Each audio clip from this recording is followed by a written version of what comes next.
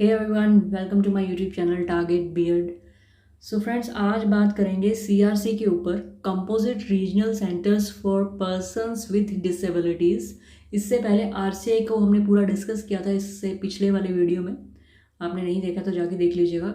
आज हम सीआरसी को डिटेल में डिस्कस करेंगे। ये सारे ही इंपॉर्टेंट टॉपिक हैं। आप आगे जाके भी कोई कॉम्पिटिटिव एग्जाम में बैठते वहाँ पे भी कुछ ना कुछ इसमें से पूछा जा सकता है। तो आरसीआई आपको और सीआरसी, ये सब टॉपिक्स ऐसे हैं कि आपको एटलीस्ट पता होना चाहिए फुल फॉर्म क्या है, कब बना, क्यों बना, बेसिक्स ऑब्जेक्टिव्स क्या थे, थोड़ा ओवरव्यू आपको पता होना चाहिए। हाँ, और एग्जाम के पॉइंट ऑफ व्यू से तो बहुत ही इंपॉर्टेंट है, क्योंकि इनमें से क्वेश्चंस आते ही आते हैं। ठीक है, कभी आरसीए में से आ जाएगा, कभी सीआरसी में से आ जाएगा। इस तरह के जितने भी टॉपिक्स हैं अभी हम सारे कवर करने वाले हैं, तो इनमें से कोई ना कोई क्वेश्चन ज़रूर आता है। और ज़्यादा डिफिकल्ट नहीं है, बहुत ही ईजी है। एक बार देख लीजिएगा, समझ में आ जाएगा। तो चलिए स्टार्ट करते हैं। Let's start. First of all, composite regional centres क्या होते हैं? Composite regional centres for persons with disabilities is set under the ministry of social justice and empowerment, government of India. CRC जो है वो मिनिस्ट्री ऑफ सोशल जस्टिस के under आते हैं। Government of India ने ही इन सेंटर्स का निर्माण किया था। There are national institutes and other apex bodies in each area of disability के ऊपर बहुत सारे अलग अलग इंस्टीट्यूट्स बने हुए हैं जो कि सेम मिनिस्ट्री के अंदर आते हैं, social justice and empowerment. To overcome the lack of educate facilities for rehabilitation of persons with disabilities, जो भी सेंटर बने हुए थे उसमें कुछ ना कुछ खामियां थी, तो उन सबको ओवरकम करने के लिए, उन सबको सुधारने के लिए the ministry of social justice and empowerment has set up 7 composite regional centres. ठीक है, मिनिस्ट्री ने क्या किया था कि उनको लग रहा था कि अभी तक जो काम हो रहा है डिसेबल पर्सन के लिए, जितने भी रिहेबिलिटेशन आपके सेंटर्स हैं वहाँ पे जो भी काम हो रहा है वो पर्याप्त नहीं है, वो सफिशिएंट नहीं है। तो उसको ओवरकम करने के लिए 7 कंपोजिट रीजनल सेंटर्स बनाए गए सीआरसी, जो कि काम करते थे डिसेबल लोगों के लिए। वो कहाँ कहाँ बनाए गए थे?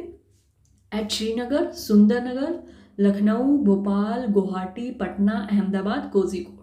ठीक है, ये आपके कुछ मेन 7 सेंटर्स बनाए गए थे। जम्मू कश्मीर के, हिमाचल के, यूपी के, जो भी मेन मेन आपकी स्टेट्स हैं ना वहाँ के, मध्य प्रदेश, यूपी, एचपी, है ना, आसाम, बिहार, तो यहाँ सबसे रिलेटेड आपके कुछ 7 सेंटर्स बनाए गए थे, जम्मू एंड कश्मीर। ठीक है, उसके बाद क्या है? Persons having different disabilities served by the CRCs include persons with locomotor disability, blindness. आपको पता ही है कि डिसेबिलिटी कहाँ काउंट होती है, कहाँ कहाँ डिसेबल लोग जो होते हैं, किस तरह के डिसेबल लोग जो होते हैं वो इस तरह के सेंटर्स में हम उनको सुविधाएं प्राप्त करवाते हैं। तो किस किस तरह के लोग होते हैं? सिंपल सी चीज़ें हैं, जो कि ठीक से चल फिर ना सकते हो, ब्लाइंडनेस हो, लो विजन हो, देख सुन ना सकते हो, मेंटली अपसेट हो, रिटार्डेशन हो, इलनेस हो किसी तरह का, mental illness, leprosy, cure, cerebral palsy, autism, ये कॉमन डिजीजेज हैं कुछ, है ना, जो कि यूजुअली होती हैं इस तरह के लोगों में, डिसेबल लोगों में। तो इन सब के लिए ही वो वर्क करते थे सीआरसीज। ठीक है, ये कुछ पॉइंट्स हैं। उसके बाद services at CRC are broadly classified into academic and clinical. जो सर्विसेज देते थे सीआरसी में उनको 2 ब्रॉड कैटेगरीज में क्लासिफाई किया गया था। एक है एकेडमिक आपका और दूसरा है क्लिनिक। एकेडमिक से क्या समझ में आता है? जो भी आपका स्टडीज से रिलेटेड है, शिक्षा से रिलेटेड है। और क्लिनिकल, जो भी हम उनको ट्रीटमेंट देते हैं, जो भी सुविधाएं उनको उपलब्ध करवाते हैं जिससे वो ठीक से देख सुन सके, ठीक से चल सके, ठीक से चीज़ों को समझ सके। तो 2 चीज़ों में डिवाइड किया, academic and clinical. Academic services are imparted under 2 categories. Academic services को फिर से 2 कैटेगरी में डिवाइड किया गया, short term courses and long term courses.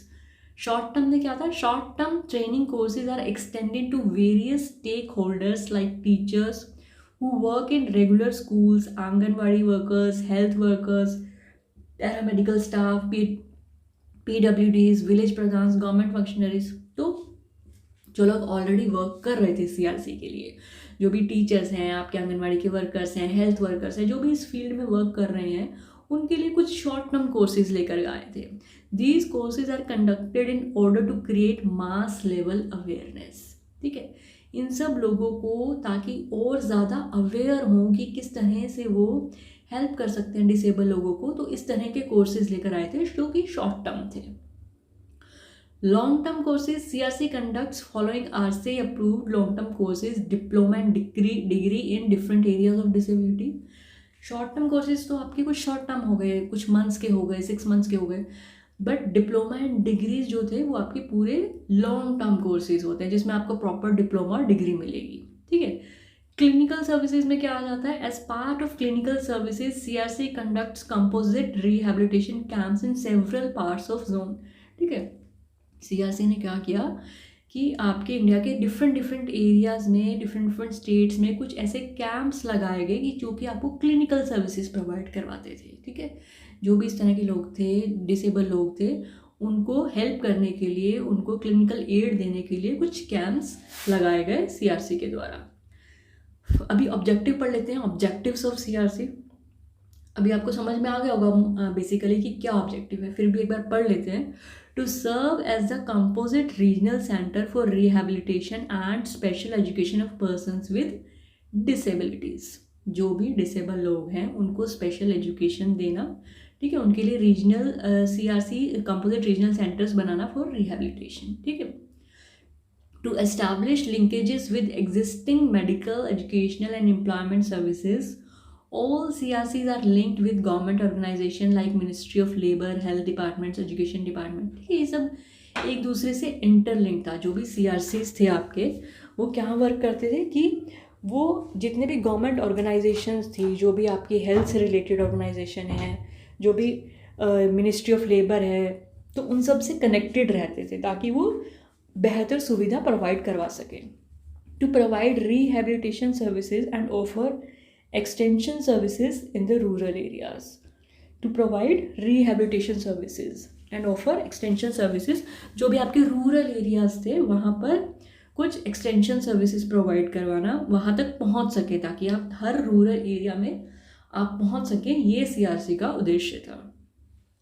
To stimulate growth of services by encouraging and supporting voluntary organizations, parents group and self-help groups।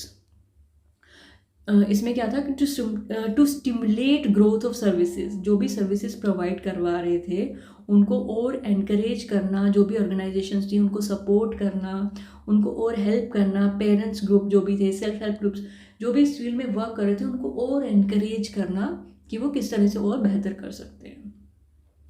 To provide human resource development by training rehabilitation professionals and workers। ठीक है।